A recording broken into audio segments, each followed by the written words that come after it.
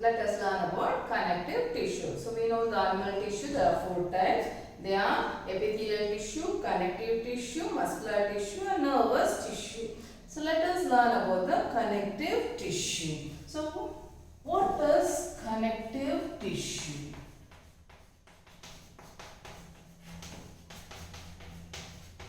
As the name itself suggests, connective tissue connects. It connects, it binds and it supports and provides framework. It also provides framework for various organs. So it connects various organs, it binds organs and it gives support to the organs. That is the connective tissue. The connective tissue basically made up of, it is made up of living cells and fibers and a ground substance.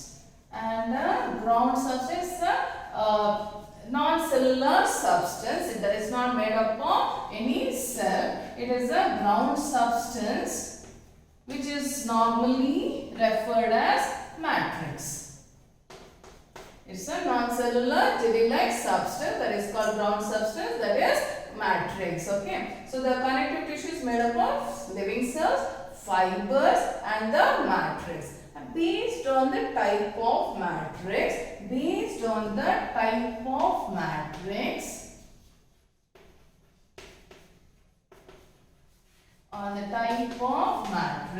connective tissue is classified into 3 types. Connective tissue is classified into 3 types, that is fluid connective tissue, loose connective tissue and the dense connective tissue.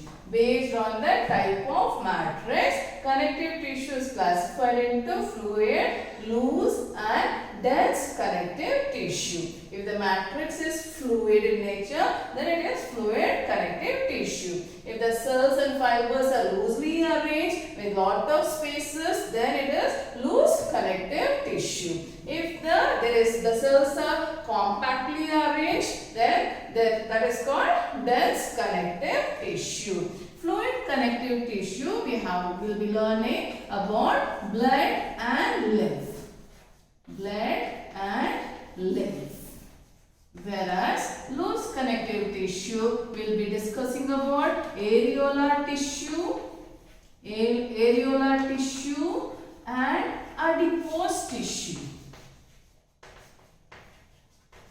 Dense connective tissue, we'll be learning about bone and cartilage.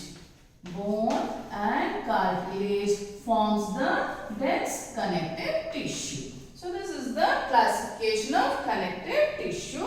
Now let us start with fluid connective tissue. Fluid connective tissue. So as I told you, fluid connective tissue, the matrix is fluid in nature. That's why it is fluid connective tissue. So under fluid connective tissue, we are going to learn about blood. So we know what is blood now. Blood is the fluid connective tissue. Okay. So what is blood made up of? Blood is made up of a matrix. It is made up of matrix called plasma. Blood is made up of a fluid matrix called plasma. In the plasma, we will see the solid components. We see the cells in the matrix that is floating. Okay. So, in the plasma, we find the cells that is RBC, WBC and platelets. So what is the blood made up of? It is made up of fluid matrix called plasma and the solid components, that is RBC, WBC and platelets. Okay. So RBC you know very well. So what is the function of RBC? RBC has a red pigment called hemoglobin. It has red pigment called hemoglobin. So what is the function of hemoglobin? It helps in the absorption and transportation of the respiratory gases, and it is the red pigment hemoglobin which gives color to the blood. So our blood is red in color because of the presence of hemoglobin. And coming to WBC, you know very well. The WBC, there are different types of WBCs are there. They may be neutrophils, eosinophils, and basophils. Okay, you can call the WBC as leukocyte. So I can call this leukocyte, and this is erythrocyte. Okay, so if at all we see the structure of RBC and WBC, then there is a major difference is there. You know, RBC, it is disc shape. It is disc shape. RBC is of disc shape. Okay, it is biconcave in shape. It is biconcave. RBC is biconcave in shape. So RBC is disc or biconcave in shape.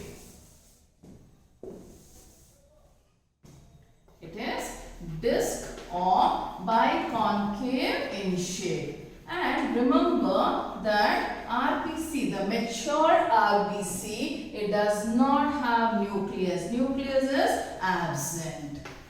Nucleus is absent in RBC, and among all the organelles, mitochondria is also absent in RBC. Those two things you remember. Okay, so that's about RBC. So the reason why nucleus is absent in RBC, because the RBC has to absorb and transport oxygen, and it will help it, it has to enter inside the capillaries. Capillaries are very, very minute blood vessel. So if it don't has a nucleus, it can't go through the capillaries. That's why nucleus is absent in RBC. And you find out why mitochondria is absent in RBC. Okay, so now we were talking about WBC. What is WBC? It is the white blood corpuscles. Okay, WBC is white blood cells or white blood corpuscles. We say corpuscles. Okay, so different types are there, I told you. So we were talking about the shape. So it may be round shape, okay, or it may be amoeboid in shape.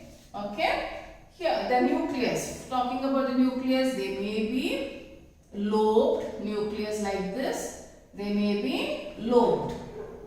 They'll have two lobes like this. So they'll have a lobed nucleus. They may have grain-like structure. They have grain or granular leukocyte also we call it. Okay. So that is about white blood cells. Just now I told